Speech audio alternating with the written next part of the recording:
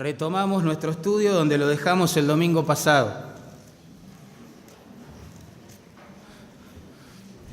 Mientras buscan les cuento, hay más visitas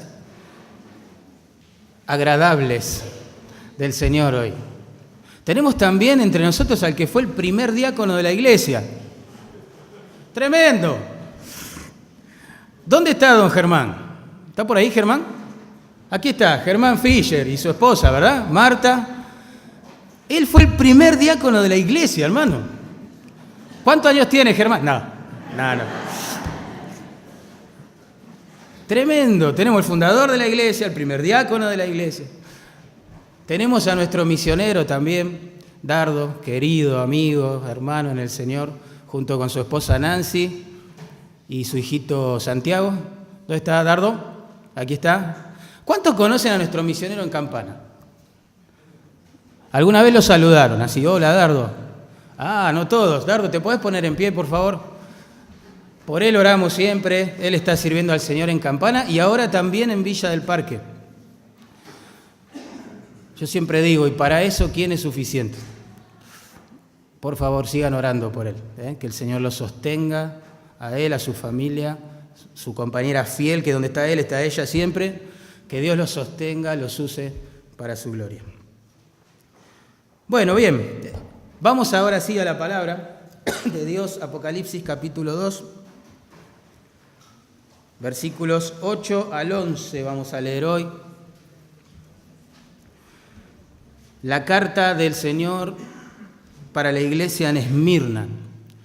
A Esmirna la podemos considerar la iglesia fiel en las pruebas. Una iglesia que ha perseverado en medio y a pesar de las pruebas. Un escritor ya fallecido dijo alguna vez: Dios nos susurra en la alegría, pero parece llamar nuestra atención a los gritos en el dolor.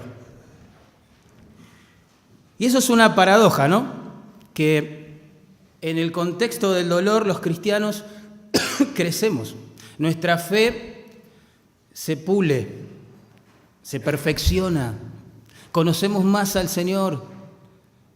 A veces conceptos que son teológicos nada más en nuestra mente se hacen carne en momentos de dolor. Y en la historia de la iglesia muestra la misma paradoja, que cuanto más perseguida fue una congregación, más apasionada fue por su Señor. Y cuanto más cómodos y aceptables somos en la sociedad, más tendemos a la pereza espiritual.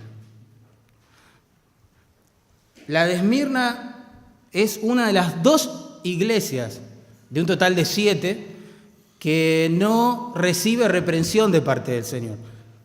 Solo aliento, ánimo.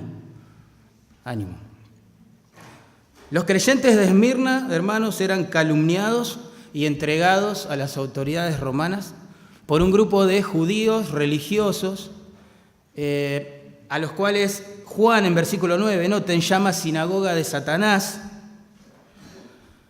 Parece que ellos se dedicaban a calumniar a los cristianos con diferentes argumentos falsos, por supuesto, con la intención de erradicar la iglesia allí de la ciudad. A esto debemos agregar que la ciudad de Esmirna era muy devota, muy ferviente del culto al emperador que ya hemos mencionado. Y los cristianos, aunque se sujetaban a las autoridades como la Biblia les manda, nunca las iban a adorar. Y eso les generaba un montón de conflictos, un montón de problemas. Si a esto le sumamos que el emperador de turno, insisto, cuando Juan escribe esta carta, era Domiciano, este hombre cruel, sanguinario, perseguidor de la iglesia de Cristo, nos damos cuenta que la de Esmirna era una iglesia sufriente. Es más, por si fuera poco, ¿no? Jesús, noten, les plantea un panorama oscuro para el futuro.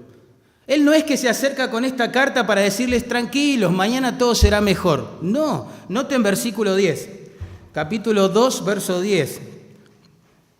Dice, no temas en nada lo que vas a padecer. Vas a padecer. He aquí el diablo echará a alguno de vosotros en la cárcel. Noten. Tremendo.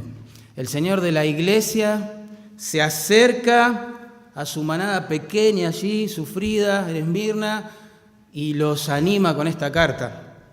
Lo que básicamente les dice es esto: yo conozco y controlo tu sufrimiento. Las dos cosas. Yo conozco y yo controlo tu sufrimiento. Por eso sé fiel hasta la muerte y vas a ser recompensado. Vamos a leer la carta. Dice así la palabra de Dios. Y escribe al ángel de la iglesia en Esmirna, el primero y el postrero, el que estuvo muerto y vivió. Dice esto: yo conozco tus obras y tu tribulación y tu pobreza, pero tú eres rico. Y la blasfemia de los que se dicen ser judíos y no lo son, sino sinagoga de Satanás. No temas en nada lo que vas a padecer. He aquí el diablo echará a alguno de vosotros en la cárcel para que seáis probados y tendréis tribulación por 10 días. Y acá viene el aliento, ¿no? Sé fiel hasta la muerte y yo te daré la corona de la vida. El que tiene oído, oiga lo que el Espíritu dice a las iglesias. El que venciere no sufrirá daño de la segunda muerte. Oremos antes de empezar. Señor, gracias. A veces uno se pregunta, ¿dónde estás cuando tu iglesia es perseguida? O cuando tu iglesia sufre calumnias, burlas, a veces por parte de un mundo que ya nos anticipaste que iba a ser hostil a nosotros porque es hostil a ti, Señor. A veces de parte de la falsa iglesia, de la iglesia apóstata, que persigue el sano evangelio, la sana predicación de tu palabra, el énfasis en la santidad de vida, el énfasis en tu gracia y en la falta de méritos de los hombres. Pero en cartas como esta nos damos cuenta que tú estás cerca y estás al control y conoces todo lo que rodea a la vida de tu pueblo, Señor. Y encima nos animas a ser fieles hasta el fin. Que por tu gracia podamos vivir así y terminar así. Bendice tu palabra, Señor. En el nombre de Jesús te lo pedimos. Amén. Amén. Bueno, vamos a ver en verso 8, en primer lugar, cómo se presenta a sí mismo el autor de esta carta. Dice allí, escribe al ángel de la iglesia en Esmirna. Ya hemos, a manera de paréntesis, comento, ya hemos notado que la palabra ángel o el ángel referido allí no es una indicación de seres angelicales. ¿Está bien? Porque en este caso, por ejemplo, sabemos que los seres no precisan ser animados a ser fieles, como sí lo es la persona a quien está dirigida esta carta en verso 10. También sabemos que los ángeles no son perseguidos físicamente por la causa de Cristo, no van a ser encarcelados por predicar a Cristo, pero sí esto iba a pasar en la vida de esta iglesia y especialmente de su destinatario principal, este ángel. Recuerden que la palabra ángel significa mensajero y que cuando Juan recibe esta visión del Apocalipsis y la encomienda de escribirla en un rollo y mandarla a las 7 iglesias, él no podía llegar a estos 7 lugares, porque él estaba, ¿se acuerdan?, recluido en una isla carcelaria que se llamaba Patmos. Eso nos cuenta en capítulo 1, versículos 9, 10 y 11. Por lo tanto, tuvo que recurrir a 7 mensajeros, uno por cada iglesia, que cumplía esta función de llegar a la isla, tomar el rollo y llevarlo a su congregación. Entonces, el ángel referido aquí de la iglesia, en este caso sería este mensajero que cumplió esta función para con la iglesia de Esmirna. ¿Se acuerdan que cuando estudiamos el capítulo 1, específicamente esa visión que Juan describe, allí en versos 9 al 20, notamos que en ella se presenta el Señor glorificado, acercándose a su pueblo, en realidad estando en el medio de su pueblo, en algunos casos con un mensaje de aliento para cuando la iglesia sufre, y en otros con un anuncio de disciplina cuando la iglesia se tiene que arrepentir y no lo hace. En este caso, el Señor toma una de las partes de esa visión que Juan describió para alentar a la iglesia. Y se presenta de esta forma, como el primero y el postrero. El primero y el último, diríamos nosotros. En Juan capítulo 1, verso 17, dice lo mismo. Este título, el primero y el postrero, en el Antiguo Testamento, hermanos, se usa para describir a Jehová, al Dios de los cielos. Por ejemplo, voy a leer un versículo nada más, Isaías 44, 6. Así dice Jehová, Rey de Israel, y su Redentor, Jehová de los ejércitos. Yo soy el primero y yo soy el postrero, y fuera de mí no hay Dios. Así que esta frase, por un lado, enfatiza la eternidad del Señor, Él es principio y fin, pero también la deidad de Cristo. El que se acerca a su iglesia perseguida con esta carta, con este mensaje de aliento, es el Dios de los cielos hecho hombre. El que no tuvo ni principio ni tendrá final. No es que Él comienza a existir en Belén, en el pesebre, ni tampoco deja de existir en la cruz del Calvario. Él estuvo muerto, ya lo va a decir, es cierto, pero vivió. Y aquí que vive por los siglos de los siglos. Para una iglesia que es perseguida, que sufre un montón de aflicciones y necesidades, esto es precioso. Si Él es el primero, esto significa que Él fue testigo ocular, presencial, de los padecimientos de su pueblo, desde la sangre de Abel que se ha derramado allí en Génesis capítulo 4, hasta la que se derrama hoy en pleno siglo XXI, ¿sí?, en otras partes del mundo, por causa del Señor. Él estuvo siempre en conocimiento de eso y al control de eso y usando todo eso para su gloria y el avance de su obra. Él es el primero, pero Él también es el postrero, Él es el último. Y para una iglesia que está sufriendo, esto también es precioso. Porque quizás uno tiende a pensar que este emperador Domiciano, no sé, iba a tener vida eterna en la tierra, y no es así. Cuando Domiciano finalmente murió, cuando las persecuciones se trasladaron a otros lugares del imperio, cuando regresaron más tarde también a Esmirna, el Señor siempre estuvo y siempre estará con ellos. Y si en el peor de los casos, humanamente hablando, la persecución generara muerte en alguno de esos hermanos, eso significa estar ausente del cuerpo y presente con el Señor. Entonces, que Él sea el primero, que Él sea el postrero, es precioso para una iglesia que sufre y que está esperando ver cómo algunos de sus hermanos y hermanas, queridos, queridas de la congregación, quizás iban a ser encarcelados y martirizados. Él prometió pastorearnos más allá de la muerte, ¿se acuerdan? Después agrega, el que estuvo muerto y vivió. El que estuvo muerto y vivió. Si la otra frase apuntaba a la deidad de Cristo, esta apunta a su humanidad, porque Cristo es Dios, claro que sí, pero hecho carne, hecho hombre, por eso murió. De hecho, toma cuerpo humano para hacer la voluntad de Dios y ofrecerlo en sacrificio por nuestros pecados y para aplacar la ira de Dios. Él estuvo muerto y vivió. Él fue perseguido, ¿entienden?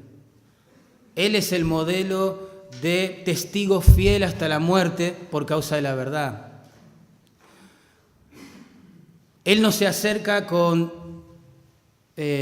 a la iglesia con argumentos de consuelo que son abstractos, etéreos ilusorios. Él, siendo Dios, se humana para mostrar que era justo, obedeciendo la ley, cumpliendo la ley. Él, siendo Dios, decide morir en una cruz, derramar su sangre para pagar la deuda de tus injusticias y las mías. Pero como dice el texto, Él vuelve a vivir, Él es resucitado, comprobando de esa manera que, a diferencia nuestra, no murió por causa de sus propios pecados, porque no los tenía, sino por los nuestros. La muerte no lo pudo retener, aunque es la paga del pecado. Y ahora está vivo y vive por los siglos de los siglos para entregar esa justicia como un don para toda persona que se arrepiente de su pecado y confiando en el Señor, se vuelve hacia Él. Y espero que haya, como oró Miguel, salvación en esta mañana. Lo cierto es que Cristo es el modelo de lucha, dolor, fidelidad, sacrificio por amor al Padre. Y yo digo que pensar en Él y en su pasión y en su sacrificio es un consuelo para los cristianos que sufren, claramente. Pablo le escribió este consejo que yo les estoy dando a Timoteo, entendiendo que él estaba ministrando en una zona y en un momento específico donde la cosa estaba re difícil, la apostasía crecía, la gente se empezaba a apartar de la verdad, no quería escucharla, tenía comezón de oír otras fábulas. Y seguramente este joven pastor estaría desanimado. Y miren lo que le escribe Pablo en 2 Timoteo, capítulo 2, verso 8. Acuérdate de Jesucristo, del linaje de David, resucitado de los muertos, conforme a mi evangelio. El mayor consuelo que ha tenido siempre la iglesia, que ha sufrido por su causa, es el ejemplo del Señor Jesucristo. Así se presenta el autor. Vamos a ver ahora en capítulo 2, verso 9, cómo el Señor les hace saber que Él conoce, por un lado, y controla, por otro, sus sufrimientos. Dice allí la palabra de Dios, en verso 9, yo conozco tus obras, y tu tribulación, y tu pobreza, pero tú eres rico. Qué bárbaro, ¿no? Yo te conozco, dice el Señor. El término griego que ahí se traduce conocer implica un conocimiento pleno, completo, total.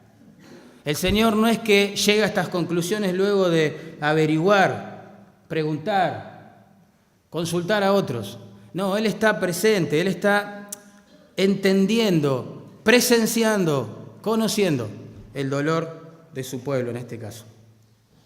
Él usa el modo afirmativo y indicativo para afirmar la cosa, es decir, iglesia querida, aunque a veces no lo sientan así, yo estoy acá, yo estoy al control, yo estoy cerca, en el medio, en el centro de ustedes cuando son perseguidos.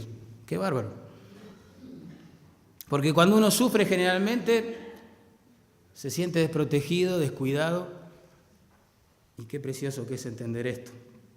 El gozo, hermano, nunca estuvo para un cristiano en la remoción de los problemas, sino en entender que el Señor, el soberano, el que nos ama y que nos lavó de nuestros pecados con su sangre, conoce y controla ese sufrimiento.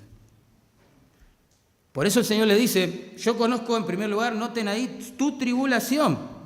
Paréntesis, no les dice, yo quito tu tribulación.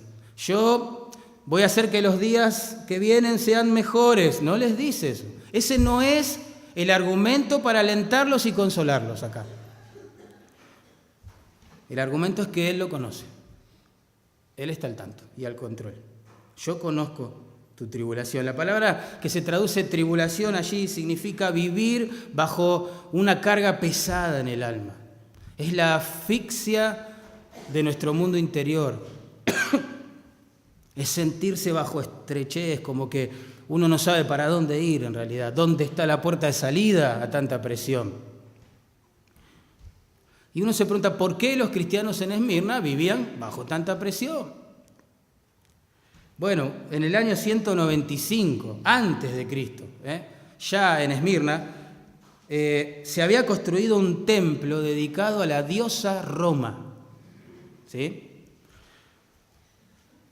Tiempo después, ya en la era de Cristo, en el año 26, se dedicó y se levantó otro templo en honor al emperador Tiberio. Toda la ciudad de Esmirna, hermanos, alardeaba, ¿sí?, se jactaba de ser el centro de este culto al emperador, de ser los que iniciaron la cosa. El problema es, como decíamos hoy, que a pesar de que los cristianos se sujetaban a Dios, sujetándose a las autoridades, insisto, nunca los iban a adorar.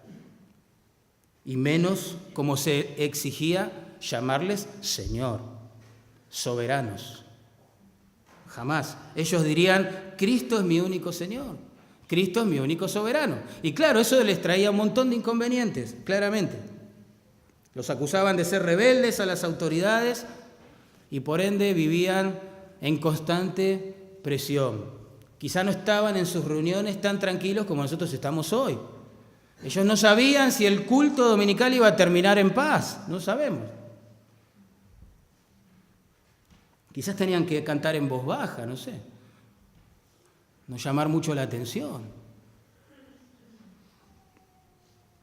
Pero evidentemente lo que esto nos enseña es que las presiones, hermanos, el dolor, la tribulación, la angustia, la aflicción, aunque son palabras de las cuales ni queremos oír, suelen ser el plan de Dios para la vida de su pueblo. Es una realidad, es una realidad. A manera de ejemplo nada más, menciono a aquellos hombres de fe cuyos nombres están allí en Hebreos capítulo 11.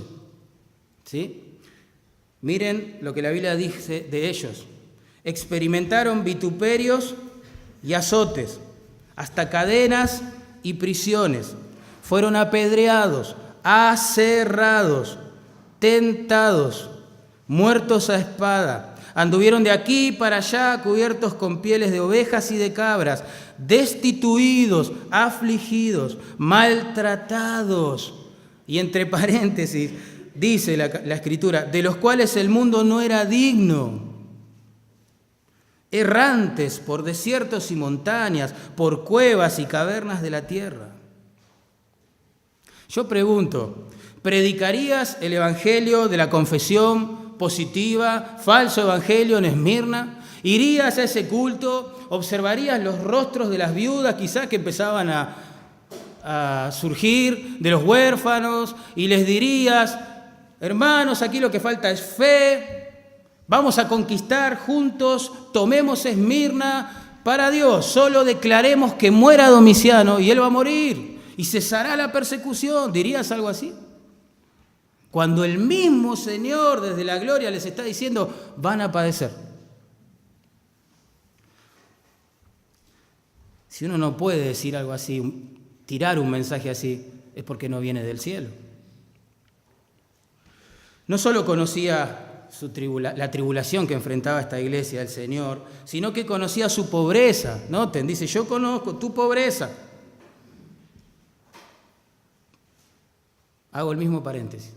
No dice, yo quito tu pobreza. Mañana te voy a prosperar, tranquilo. No dice eso. No dice eso.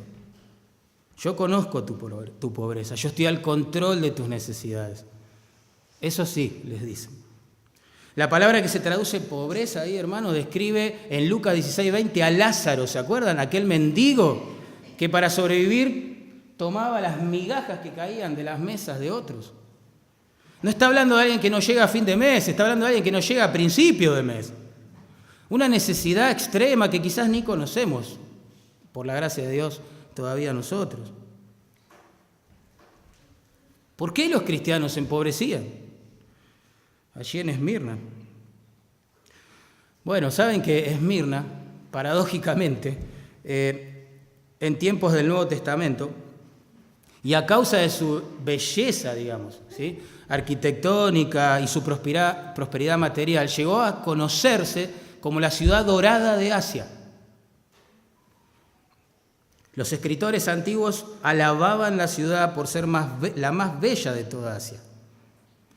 Alguien dijo así: tanto sus edificios como el trazado de sus calles y sus 3 lujosos templos, el de Zeus, Cibeles y el de Tiberio, le dieron la fama de ser la corona de Asia. Y uno se pregunta entonces, ¿cómo puede ser que en medio de una ciudad rica, próspera, exitosa, qué sé yo qué, hay un grupo, una manada pequeña de ovejitas del Señor que viven en pobreza?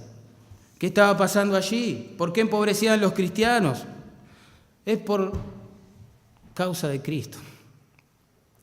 Las ovejas de Dios, por negarse a participar de esas fiestas paganas que estaban asociadas a estos templos que mencioné, eran excluidos del sistema comercial y del mundo de los negocios. Hoy diríamos, se quedarían sin trabajo, y si tuviesen que presentar un currículum, sería una tentación para ellos omitir la parte de sus creencias. O si en la primera entrevista laboral le preguntaran, ¿usted es cristiano? Sabiendo que eso significaría, ¿no vas a trabajar aquí entonces? Y sí, era difícil, ellos serían tentados a negar a Cristo y punto. Ya está. Piensen en la necesidad de la familia que habrá detrás de ellos. ¿Y saben qué? Lo más difícil de soportar era que mientras estos santos piadosos empobrecían, sus perseguidores prosperaban. ¡Ah, qué tremendo que es eso! Tremendo. ¿Saben que el fallecido arqueólogo escocés William Ramsay encontró una inscripción del siglo II, por allí, digamos, cuando un poquito más adelante, ¿no?, de la fecha en que Juan escribe Apocalipsis, en la cual se dice que estos perseguidores, estos judíos religiosos que vivían en Esmirna, escuchen esto, en una ocasión entregaron 10.000 denarios para un proyecto de embellecimiento de la ciudad.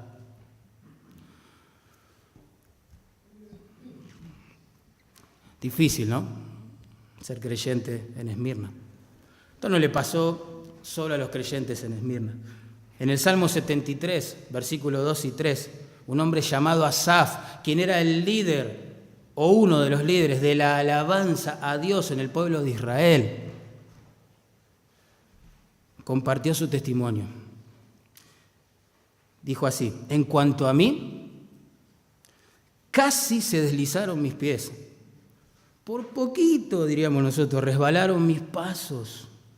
Y dice, ¿por qué? ¿Qué le pasó a ese líder espiritual que casi cae y desmaya? Él lo dice. Porque tuve envidia de los arrogantes, viendo la prosperidad de los impíos. Una cosa es soportar injusticias y otra cosa es ver que esa persona injusta prospera y, entre comillas, parece ser más bendecida que aquel pueblo al que calumnia o persigue. Tremendo. Pero bueno, esto nos enseña que también es muy evidente en la Escritura que a veces la pobreza y la necesidad material son parte del plan de Dios para la vida de sus hijos. Por supuesto, Él no va a dejar que se mueran de hambre, pero las necesidades son una realidad. ¿Predicarías en Esmirna, en un culto, visitando a estos hermanos afligidos y también empobrecidos el evangelio de la prosperidad? ¿Los mirarías a los ojos, sufridos, brillosos, y les dirías, lo que ustedes tienen que hacer es ofrendar más? Así Dios les multiplica 100 veces más de lo que dan. ¿Le dirían eso a estos hermanos? Cuando el Señor les dice, yo conozco tu pobreza, no te la voy a quitar, por lo menos por ahora, yo estoy al tanto, tranquilo, yo la controlo, yo estoy haciendo algo soberano, grandísimo, pero no te la voy a quitar, dice allí. ¿Podrías decir algo así? No, y si no lo podemos predicar, ese falso mensaje, porque no viene de Dios. Pero Cristo, mirá cómo pone todo en equilibrio, dice, entre paréntesis, tú eres rica. Esmirna, tú eres rica. Wow. ¿Qué hace rica a una iglesia entonces? Uno debe preguntarse. Creo que Pablo responde en 1 Timoteo capítulo 6, verso 6 esta pregunta. Dice allí, pero gran ganancia es la piedad. El mejor de los negocios es la piedad, dice Pablo, acompañada de contentamiento, porque nada hemos traído a este mundo y sin duda nada podremos sacar. Cristo define la verdadera riqueza, aquella que un ladrón no puede robar, ni el orín corromper, ni un decreto, ¿sí?, quitar. Es la que está asociada con la piedad de vida y el contentamiento. El amor obediente al Señor y el deleite en lo que Él ha planeado para nuestras vidas, económicamente hablando. Eso es riqueza. Eso es riqueza. Las iglesias somos como plantas, hermanos. El Señor tiene pueblo en todos lados, ¿no? Las iglesias hemos sido soberanamente plantadas en distintos terrenos, con distintas características sociales, económicas, culturales, niveles de persecución, de hostilidad a la fe. Eso no lo decide el pueblo de Dios, eso lo decide Dios. Lo que se anima en esta carta es a ser fieles cualquiera sea la situación.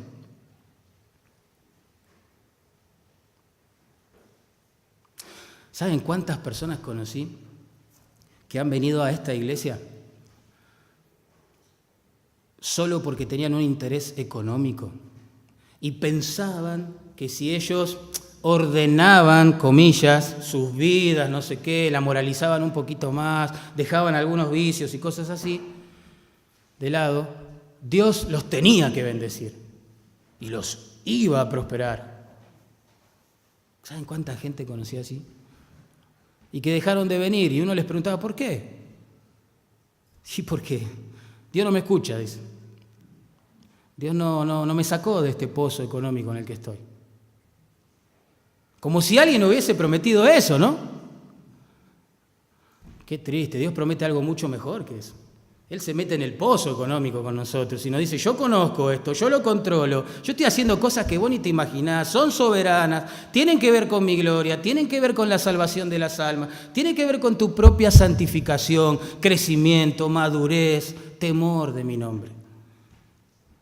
Eso es mucho mejor.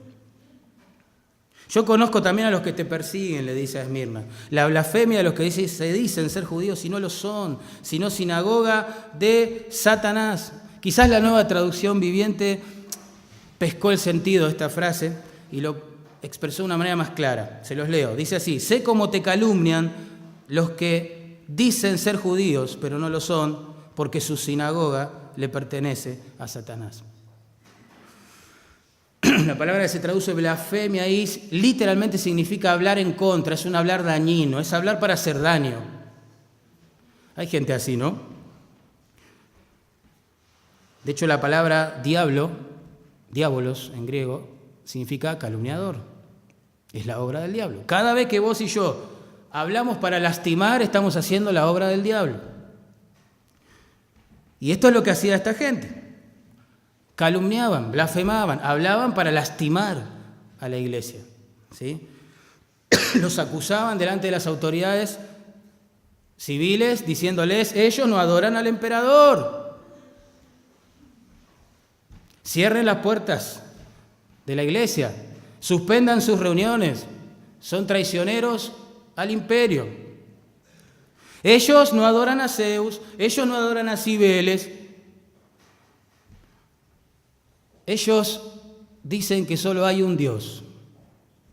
Son ateos.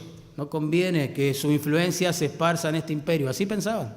Y este grupo seguramente que por un lado eran judíos de sangre, quizás se reunían en una sinagoga y leían la ley y esas cosas, pero por el otro, evidentemente, eran paganos de corazón, porque si hubiesen sido parte del pueblo salvo de Dios, ellos hubiesen apoyado la obra del Hijo de Dios y a la iglesia del Señor. Pero profesaban muchas cosas que negaban con sus hechos. Ellos estaban haciendo la obra del diablo, dice el Señor, y no la del Santo Señor. Por eso Cristo los identifica como sinagoga de Satanás. Ellos se negaron a reconocer a Jesús como su Mesías, maldijeron su nombre y el de todos aquellos que lo adoraban. No eran hijos espirituales de Abraham, vamos a decirlo así para ser bíblicos, eran hijos del diablo. Y los deseos de su padre querían hacer, diría Jesús. Él ha sido homicida y mentiroso desde el principio, y eso es lo que buscaban. Dar muerte a los cristianos, erradicar la iglesia con mentiras. Así que, hermanos, es evidente también que a veces la oposición, la calumnia, el maltrato o el trato injusto también son parte del plan de Dios para sus hijos. Pero Jesús dijo lo siguiente en Mateo 5, 11 y 12. Bienaventurados sois cuando por mi causa os vituperen y os persigan y digan toda clase de mal contra vosotros mintiendo. Regocijaos y alegraos, dice el Señor, porque vuestro galardón es grande en el cielo. En el cielo. Porque así persiguieron a los profetas que fueron antes de vosotros. ¿Qué les aconseja ahora en verso 10 el Señor?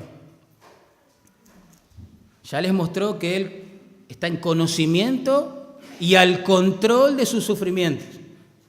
¿Sí? ¿Cuál es su consejo ahora? Versículo 10 de capítulo 2. Yo creo que, a manera de resumen, en su consejo el Señor les muestra su soberanía sobre el sufrimiento. Por eso los anima a ser fieles hasta el fin. En primer lugar les dice, no temas en nada, verso 10, lo que vas a padecer. He aquí el diablo echará a alguno de vosotros en la cárcel. El Señor no plantea una posibilidad, plantea una realidad. Es lo que les va a pasar. Van a sufrir pronto. Es como que Jesús les revela que están a punto de entrar, digamos, en un tiempo de aflicción aún mayor que la que ya tenían que soportar. No es el típico mensaje, ¿no?, que se escucha hoy en las iglesias, entre comillas, para captar la atención de multitudes, ¿no? Vení acá, todo te va a ir mejor, vas a ser sano, ¿sí?, exitoso, próspero en los negocios, qué sé yo, famoso, rico, lindo, todo. Iba a decir hincha de River, pero no quería decirlo. O sea, la vida te va a sonreír, ¿sí? Vas a festejar 8 veces. No dice eso.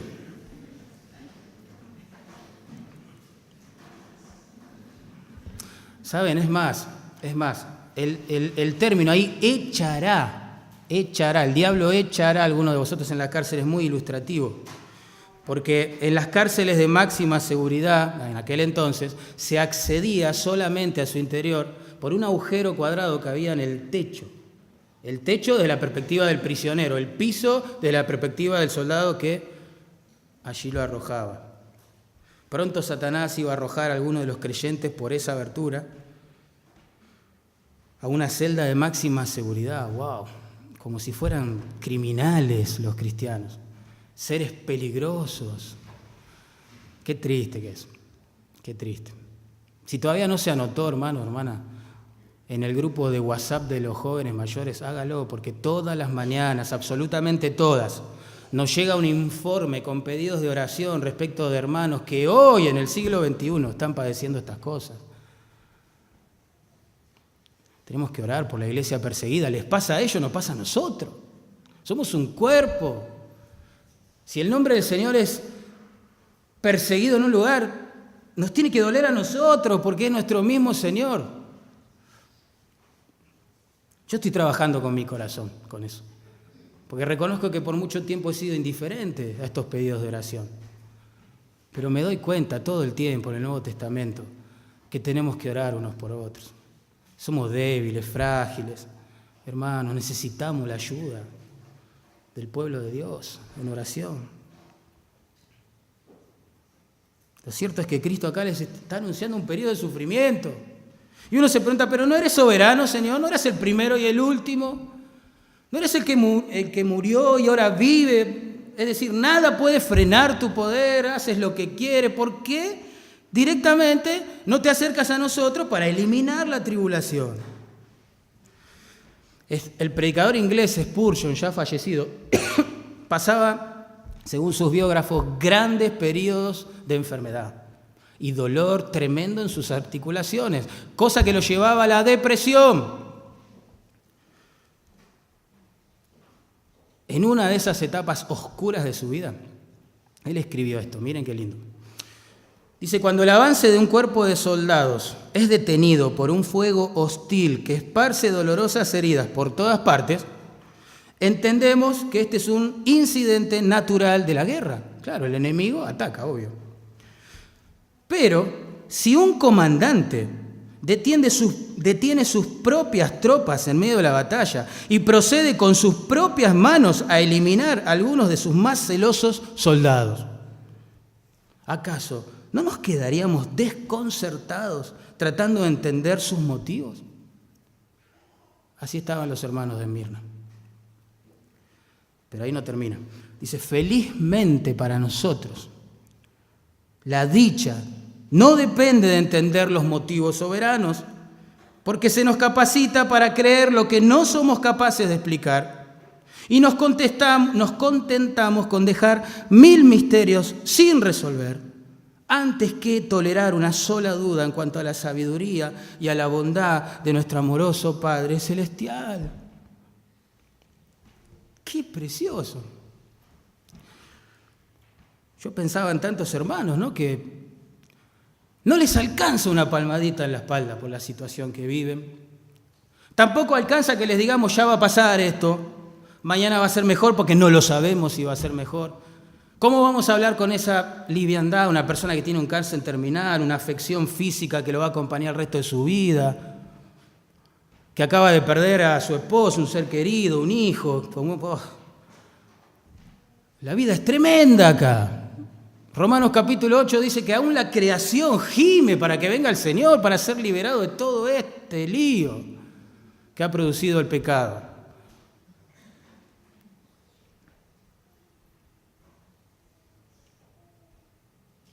Las personas necesitan y necesitamos todos confiar en el Señor, en el que nos dice, yo conozco lo que estás pasando, yo lo controlo, ¿sí? Yo lo controlo. Séme fiel hasta la muerte. Las pruebas purifican la iglesia, hermano. Miren lo que dice el Señor. No temas en nada lo que vas a padecer. He aquí el diablo echará a alguno de vosotros en la cárcel y acá viene el propósito de esa cárcel. ¿Para qué? Para que seáis probados. La palabra que ahí se traduce probados describe en realidad un control de calidad. Es probar algo para llegar a aprobarlo. En ese tiempo un orfebre, por ejemplo, derretía el oro extraído de las minas que venía contaminado con un montón de impurezas, lo derretía y luego con un colador separaba el precioso metal de todas esas impurezas que flotaban en la superficie y las tiraba. Esa es la idea de esa palabra. La prueba separa, divide, deja en claro las cosas. Sí, la persecución purifica a la iglesia de Dios, separa el trigo que había en ella de la cizaña. ¿Quién va a querer sufrir, morir, estar preso por un Señor al que no conoce y no ama? Todos estos predicadores de la falsa prosperidad y de los falsos evangelios y que mueven millones en dinero y multitudes de seguidores los aclaman bajo persecución, ¿dónde estarían? Uno se pregunta. Solo la fe, que es donde Dios persevera toda la vida. La fe del hombre se acaba con el primer problema, la primera lucha, la primera inquietud, la primera incomodidad, la primera aflicción, sufrimiento o enfermedad. Y no lo digo yo, porque, insisto, si lo digo yo no tiene ningún valor. En la parábola del sembrador, ustedes recuerdan que este hombre sale a sembrar la semilla de la palabra de Dios, la cual cae en 4 terrenos diferentes que representan las 4 reacciones distintas de las personas ante la palabra de Dios. ¿Se acuerdan eso? Bueno, la semilla que cae en pedregales representa al hombre, según el Señor, que oye la palabra y al momento la recibe con gozo. ¡Qué lindo!, dice. ¡Wow! ¡Qué mensaje! Pero no tiene raíz en sí misma, sino que es de corta duración.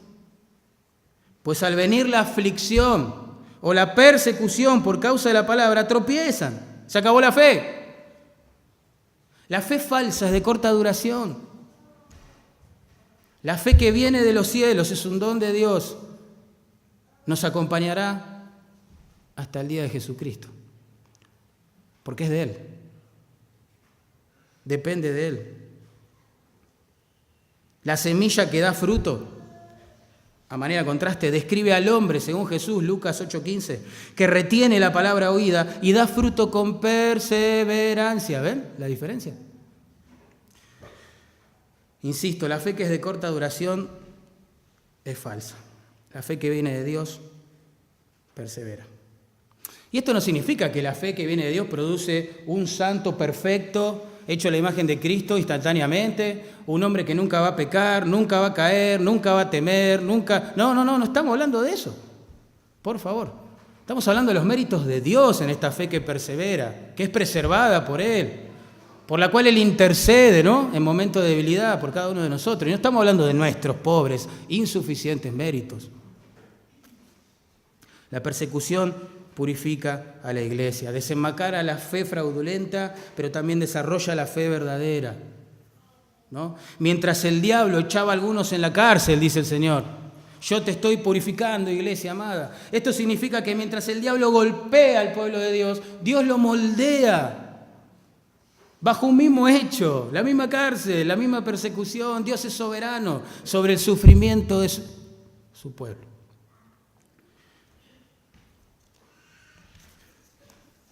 Tendréis tribulación por 10 días. Esto significa que la prueba no va a durar para siempre. No va a durar para siempre. Siempre cuando uno está en prueba piensa que la aflicción dura mucho tiempo. Claro, obvio. ¿A quién le gusta sufrir? Se nos hace interminable a veces. Momentos de dolor y de dificultad. Pero el punto acá es comparar ese momento de prueba con la gloria venidera, ¿no? El punto aquí es mostrar que el Dios de la gracia y de la soberanía le pone plazo a la persecución. Hasta acá va a durar, dice el Señor. Ni 1 centímetro más, ni 1 centímetro menos. Hasta acá van a llegar. Qué tremendo. En su soberanía Dios no va a permitir a Satanás atormentar a la iglesia ni un segundo más de lo que Él ha estipulado. Y en su gracia, ni un poco más de lo que sus hijos puedan soportar. El Señor conoce y controla a la vez las aflicciones de su pueblo, las tuyas, las mías, las de los hermanos que son perseguidos por su fe. En 1 Pedro 4:9, versículo que amo, me ha acompañado en momentos oscuros, dice así la palabra de Dios: de modo que los que padecen según la voluntad de Dios encomienden sus almas al fiel Creador y hagan el bien. ¡Wow! ¡Qué hermoso versículo! Dios nos está diciendo, ustedes sufren por mi voluntad. Los que sufren según la voluntad de Dios. ¡Qué concepto revelador! Y precioso a la vez. Verdadero consuelo que echa raíces en el corazón del creyente. Es Dios.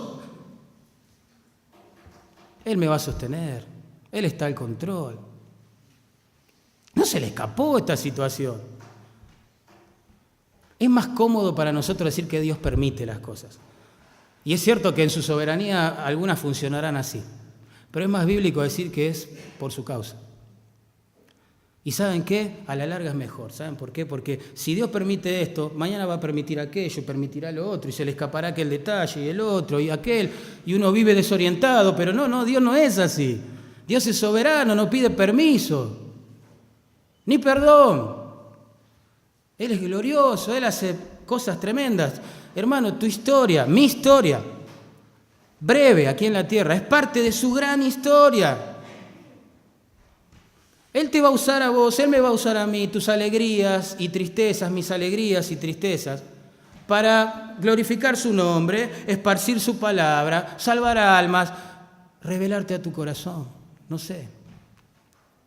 Pero tenemos que ver nuestras aflicciones dentro del cuadro total de un Dios que no se le escapa nada, que lo está controlando todo y que lo está usando para su bien, para tu bien y para su gloria. ¿Saben que Spurgeon, mientras estuvo así enfermo en esos periodos de oscuridad que les mencioné, escribió un libro? En realidad escribió cartas y hoy están compiladas en un libro. El libro se llama Cartas desde el Sufrimiento, te lo recomiendo. Precioso, está en PDF, gratis. Dice así: son palabras que él, en el medio del fragor de la enfermedad y la lucha, le dirige a sus discípulos jóvenes. Dice: jóvenes, aquí también, hoy, jóvenes. La gente me dice: ¿usted va a dañar su constitución física si sigue predicando varias veces por semana? Y él responde: bien, si lo he hecho, me alegro por ello. Haría lo mismo otra vez. Si tuviera 50 constituciones físicas, me alegraría en quebrantarlas todas en el servicio del Señor Jesucristo. Ustedes que son jóvenes y fuertes, acometan al maligno, luchen por la causa del Señor mientras puedan. Nunca lamentarán haber hecho todo lo que haya estado a su alcance por nuestro bendito Señor. Eso necesitamos en medio de las pruebas. Una fe pulida por el Maestro que nos lleve a vivir así. No necesitamos, nuestra necesidad más grande no es que el Señor saque las pruebas, sino que nos enseñe a vivir así. Así, tan apasionados por Él, tan enamorados de Él, tan obedientes, tan sujetos, tan humildes, que podamos hablar así. Encima, mirá la deferencia del Señor, la condescendencia, digo yo, ¿no? De los cielos a la tierra, aquí, de su gloria, nuestra pequeñez, su fortaleza, nuestra debilidad. Dice: yo te daré la corona de la vida. Él nos pule la fe para que seamos fieles y encima nos premia. Es el trato en gracia del Señor con su pueblo, es asombroso. Con todo su pueblo. Es asombroso. La palabra se traduce corona ahí. Se refiere al collar de laureles con el que premiaban al ganador de las competencias, ¿no?, atléticas, que también eran muy populares ahí en Esmirna. Alguien dijo esto: en la carrera de la fidelidad hasta el fin, el Señor tiene determinada una corona para el vencedor. La expresión en realidad, te daré la corona de la vida, debería traducirse así: te daré la corona, que es la vida. Es la vida. El material, por así decirlo, del cual está hecho esta corona, es la vida abundante en Jesucristo. Los santos en Esmirna, hermanos, si yo leo bien este texto, pronto tendrían que dar su vida, o al menos algunos de ellos, por la causa de Cristo. Y ahora Cristo les promete darle plenitud de vida aquí en la tierra y también en la gloria. Hoy y mañana. Hoy bajo presión, allá ya sin pecado, disfrutando de la vida de Cristo. Porque la vida eterna en nosotros es la vida de Dios. La posibilidad de relacionarnos con Dios, ya. No hay que esperar al cielo para eso. Y es hermoso esto. Ustedes saben que este hombre, Jean Elliot, uno de los 5 misioneros que fue asesinado por los Aucas en la selva de Ecuador, antes de morir dijo: no es tonto aquel que da lo que no puede retener, es decir, su vida, para ganar aquello que no puede perder, Cristo. Por eso, años después, cuando ya fue asesinado, el caso resuelto, a su hijo le preguntaron, ¿estás enojado con aquellos que mataron a tu papá? ¿Estás resentido? ¿Pudiste perdonarlos? Y él dice, perdón, lo corrijo. A mi padre nadie le quitó la vida, sino que él la entregó por amor de su Señor. Yo quiero una fe así. Y eso Dios lo hace a través de las aflicciones, hermanos, entre otras cosas. A través de las calumnias, los perseguidores, las necesidades. En la casa del banquete no hay mucha sabiduría, dijo Salomón. Sin embargo, en la casa del luto sí, porque el que vive ve cómo termina la vida, qué fugaz, qué pasajera, que uno tiene que invertirla en cosas eternas, que no vamos a estar acá para siempre, que no tenemos que creer la mentira del mundo, que nos vive entreteniendo para que no pensemos en las cosas más importantes. No, yo quiero una fe así, hermano. Y usted también, ¿no? ¿Usted quiere perder el tiempo aquí, estos años? No. ¿Quién quiere perder el tiempo? ¿Qué creyente salvado por los méritos de Cristo puede desear eso? Nadie. El Señor es bueno. Por eso dice al que venciere, eso significa a todo creyente. ¿Por qué? Porque el creyente va a perseverar hasta el fin, es lo que decimos siempre.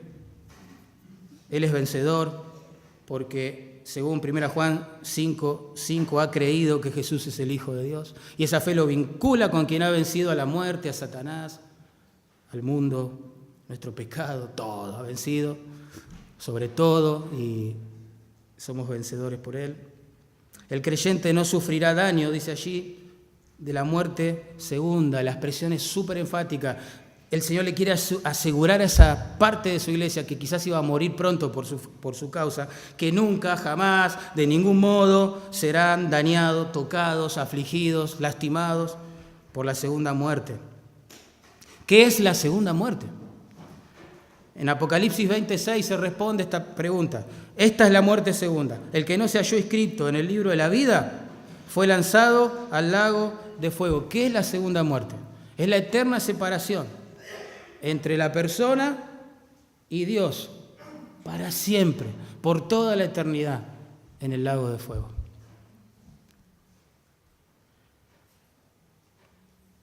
A una iglesia que estaba a punto de ofrecer su vida, por así decirlo, en sacrificio de adoración al Señor, por ser fieles a Él, le dice, tranquilos, como que les está diciendo, ustedes mueran en paz, porque, si es por mi causa, porque la muerte segunda no es para ustedes, no tiene nada que ver con ustedes, yo ya pagué por el pecado de ustedes, son míos, me los llevo a la gloria. ¿Saben que esta promesa, en este contexto de persecución, sufrimiento y muerte, resuelve el dilema humano, moral que enfrenta la iglesia de esta vida en la tierra que muchas veces se caracteriza por que el justo sufre y el impío prospera? ¿Cuál es aquí el consuelo? Es que Dios va a hacer justicia. El justo puede sufrir hoy unos 50, 60 años sirviendo al Señor bajo presión, calumnia, lo que sea, pero disfrutará toda una eternidad con su Salvador. El incrédulo, el que persigue, hoy prospera quizás por unos 60, 70, 80 años, cree ser Dios por eso. Pero como dijo el profeta Ezequiel, ¿seguirán pensando que son Dios cuando tengan que morir? Claro que no. Claro que no. ¿Recuerdan a Asaf, que hoy les mencioné? Que viendo la prosperidad del impío, a pesar de ser líder de alabanzas en Israel, casi se aparta y lo escribió humilde y verazmente. Miren lo que dice. Salmo 73 otra vez.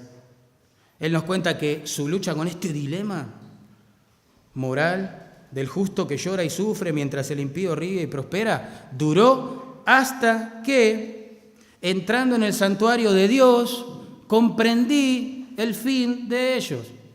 Salmo 73, 17.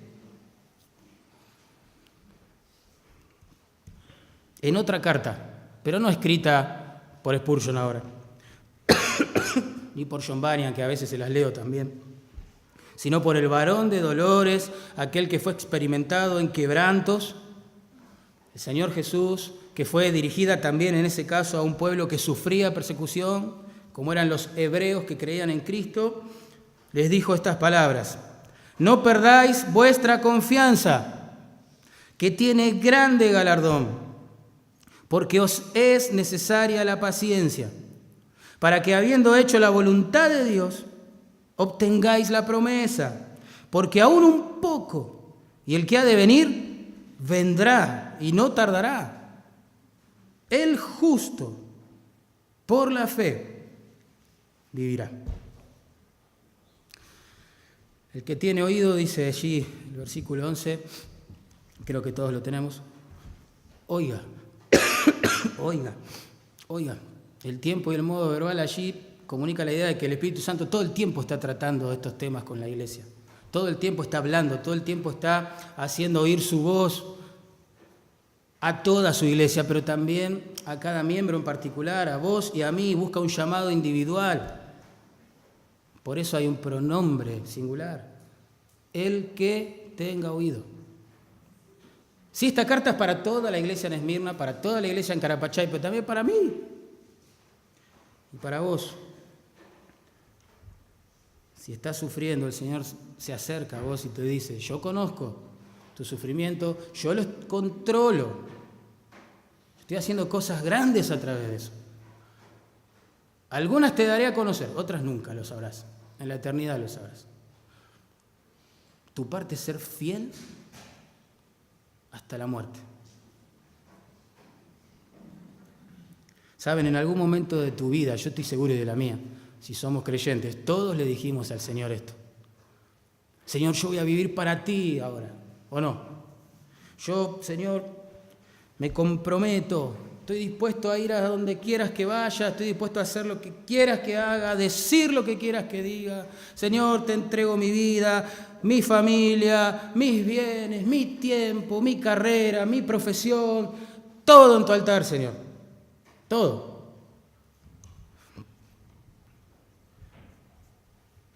Seguimos diciendo lo mismo. Si el Señor viniera hoy, nos encontraría siendo fieles. Hoy, para cerrar esto, yo pensaba en contarles la historia de Policarpo, quien fue el obispo de esta iglesia y al cual martirizaron aproximadamente unos 50 años después que Juan escribe esta carta. O sea, la persecución continuó, ¿no? Eso quiero decir. Pero a mí me parece que hay un hombre de carne y hueso que en el siglo XXI, con el cual, que encima habla español también, lo podemos entender, que está acá con nosotros y que ha servido al Señor por más de 55 años junto a su esposa, y que yo le pedí que antes de que nos podamos ir a casa, que él pueda contar, animarnos a ser fieles, con cosas que él ha vivido, experiencias con el Señor de fe, lo que sea. Animarnos a ser fieles, animarnos a pulir esta fe para poder vivir así. Así que, don Jaime, por favor, venga aquí adelante. La primera vez que yo encontré a él, no iba a creer que iba a escuchar un mensaje tan grande, tan importante como esta mañana. Es un milagro. Pero también todos ustedes son unos milagros de Dios. Y yo tenía muchas cosas para pensar y comunicar, pero algo de Cristo, como Él hizo esta mañana. Está en Mateo, en capítulo 9. El Señor Jesús estaba animando a sus discípulos a salir. ¿Qué es lo que Dios tiene esperado para usted? ¿Qué es el deseo de Dios para mi vida? Haga la pregunta. Y aquí está la respuesta. Cristo está hablando con sus discípulos. Tenía poca gente que le seguía. Y aquí dice, versículo 37 dice, entonces dijo a sus discípulos, es usted, a mí. ¿Qué es lo que Cristo Jesús, el Salvador del mundo que ha venido acá, qué quiere de mi vida? Aquí está. Dijo a sus discípulos, a la verdad la mies es mucha. Hay mucho que hacer. Mas los obreros pocos. No hay mucha gente que quiere obedecer como el pastor dijo esta mañana. Busca la plata, busca cualquier cosa, pero no la voluntad de Dios. Yo le hago el desafío, hermanos, de buscar la voluntad de Dios. Y no va a ser fácil, como él mencionó, pero va a ser bendecido. Bendecido. Y dice, rogad pues al Señor de la mies, que envíe obreros a su mies. Esta mañana, espero que ustedes en ese momento de terminar el culto, usted diga, sí Señor, aquí soy. No sé dónde, no sé cómo, con todo el lío que se presenta el enemigo, me voy. No paro. Si usted me ha dicho que él iba a predicar como esta mañana, el primer día que nos encontramos, yo diría, ¡puh! ¡Imposible! Pero todos nosotros somos iguales, pecadores. Pero sí tenemos un gran decisión en nuestro corazón. Hago tu voluntad, Señor, no importa cómo, ni dónde, ni todo el lío que puede ser. Me voy. ¿Ya? Y vamos a ver un cambio grande.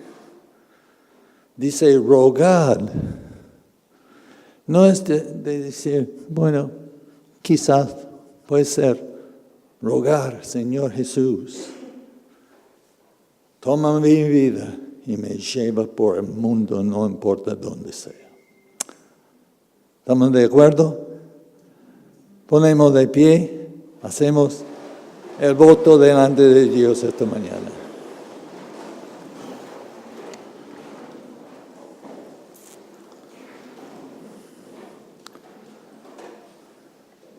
Señor Jesús, te damos gracias por el milagro de la salvación. Seguramente la mayoría que están presentes esta mañana están disfrutando de la salvación en Cristo. Pero Señor, no nos deja ahí. Mueva nuestro corazón. Venga lo que venga. Señor, queremos hacer tu voluntad. Estamos parados delante de ti ahora. Después de escuchar ese mensaje de desafío, de no dejar nada impedir tu gran deseo de cumplir la voluntad de Dios. Señor Jesús, háblanos, llévanos, rogar al Señor de mies que le envía al campo, aunque sea el vecino al lado o el chino en la China. Donde sea, Señor, aquí estoy yo. Dedicamos nuestras vidas a ti. Dedicamos la semana que viene.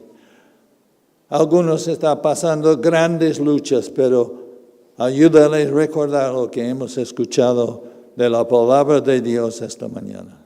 Y no paramos hasta que enfrentamos en el cielo el Salvador del mundo.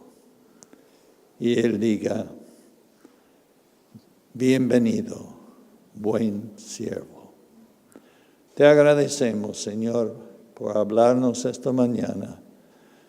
Llévanos por nuestros campos, donde sea, para predicar la palabra de Dios hasta que termine ese tiempo aquí en la tierra y nos encontramos ahí en el cielo con nuestro Padre Celestial.